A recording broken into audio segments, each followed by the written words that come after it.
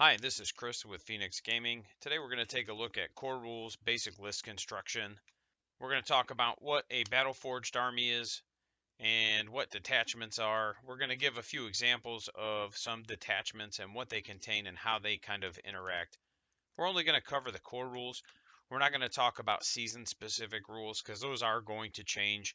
But really, if you just know the core concepts behind building a list, you'll be able to put an army on the table and be just fine.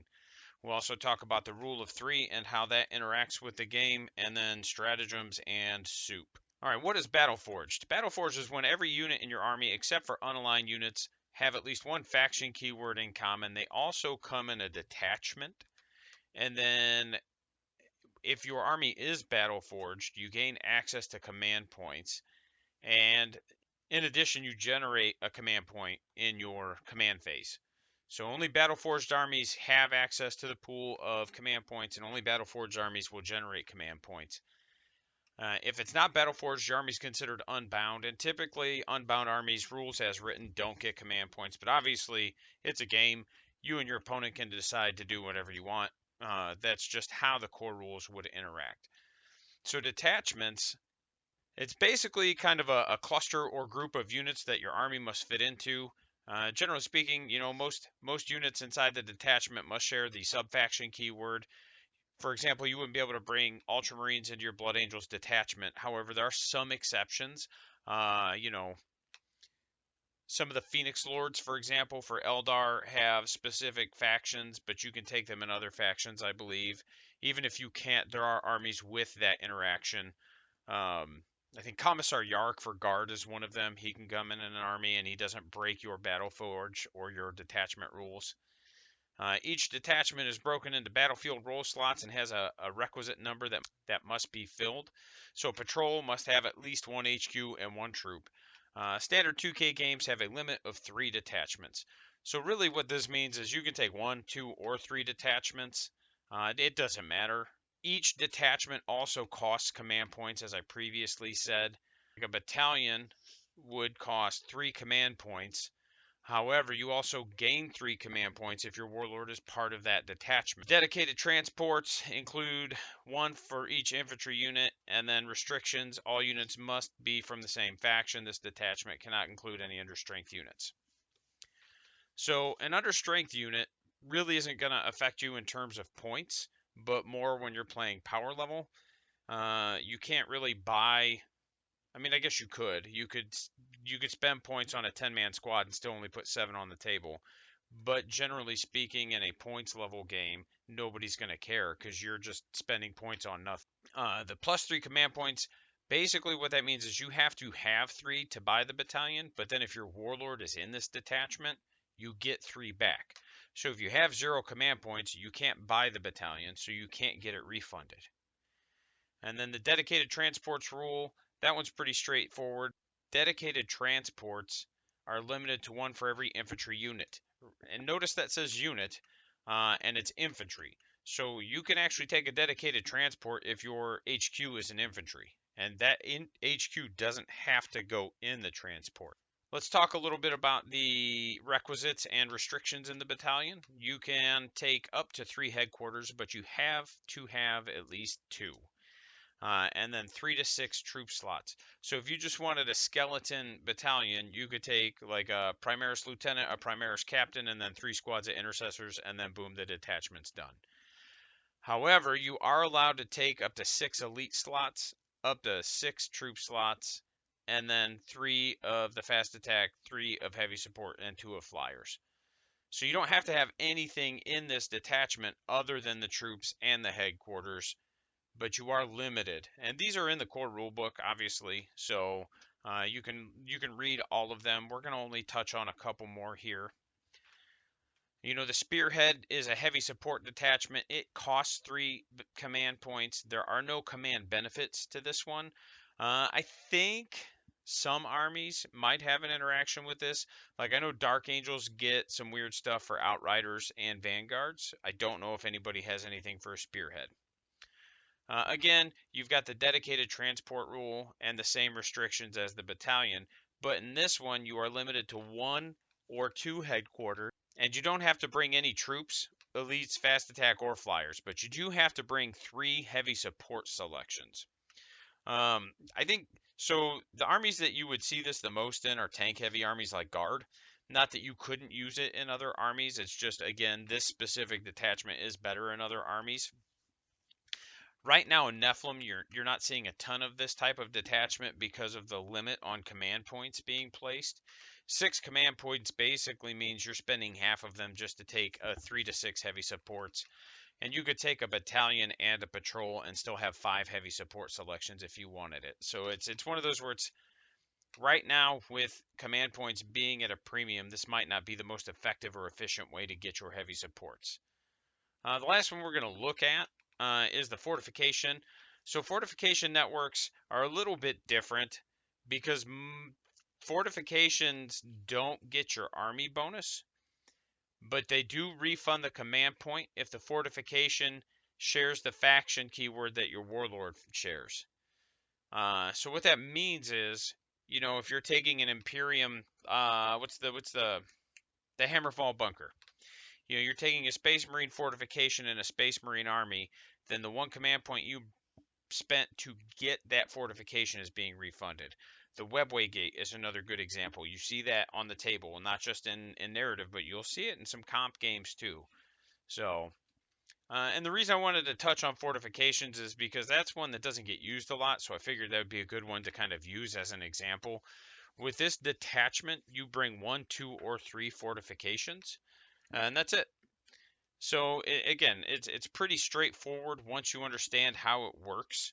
You basically have to just pick a detachment, and usually you'll just build your army in 1 detachment. Now, obviously, you don't have to. At 2,000 points, like I said, you could do 3. So you could do like a battalion and a fortification and even a supreme command. So you could, like, if you're Death Guard or Necrons, you could take the Silent King. You could take your little pillars, I forget what they're called, and then you could take your regular battalion. Another good example would be Dark Eldar. Like I said, a lot of times they're broken up into patrols because their patrols are free. You could take a patrol of witches, a patrol of Kabalites, and a patrol of homunculi if you wanted to. You don't have to take the real space raid battalion. Right now in the game, you have what's called the rule of 3. So when you're building your list, you can only have a total of 3 instances of any one datasheet in your army. Troops and dedicated transports are an exception to this, and it's not 3 units and it's not 3 models, it's 3 instances. And effectively it just means, hey, Leman Russes come in unit of 3s, but they also separate once they hit the table.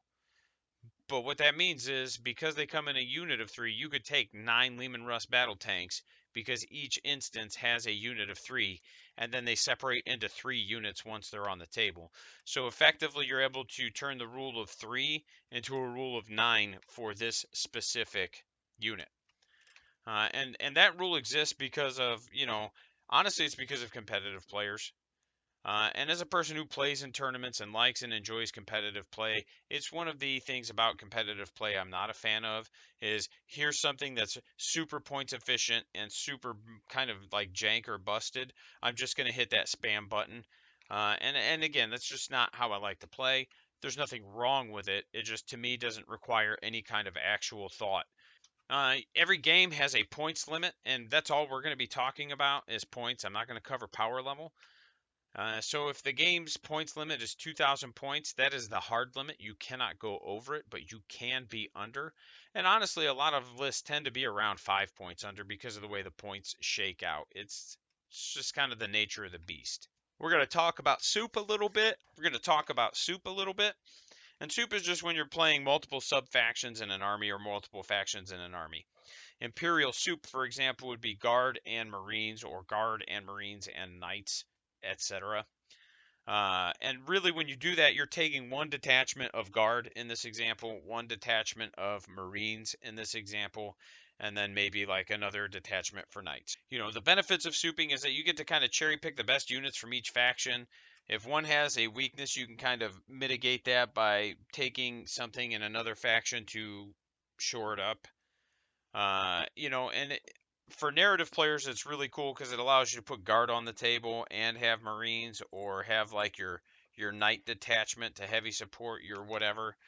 So it does have its benefits. The downside is that typically you're going to lose your turn-based bonuses or your army-wide bonuses. So like orcs wouldn't be able to declare their WA, Marines would lose their doctrines, etc. So there's a lot less like soup synergy in ninth than eighth, and a lot of that again had to do with competitive players.